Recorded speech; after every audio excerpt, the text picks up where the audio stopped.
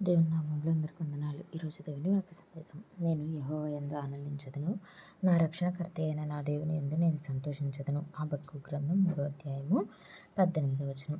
ఇందులో చెప్తున్న మాట, నేను యెహోవా యందు ఆనందించదను, నా రక్షణకర్త అయిన దేవుని యందు నేను సంతోషించదను అని.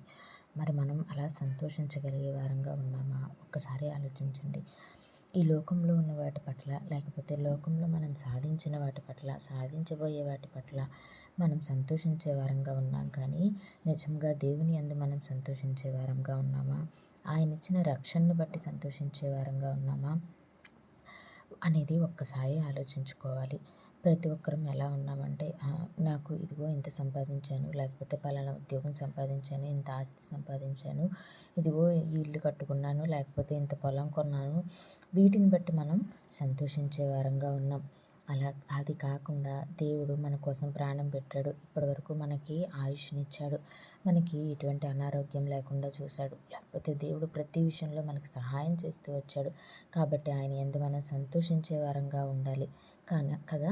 కాబట్టి ప్రతి ఒక్కరూ కూడా ఈ లోకంలో అశాశ్వతమైన ఈ లోకంలో సంపాదించిన వాటి పట్ల కాకుండా, శాశ్వతంగా మనం నివసించబోయే పరలోకంలో శాశ్వతుడైన నిత్య నివాసుడైన ఆ తండ్రి దగ్గరికి మనం చేరుకోవాలి కదా.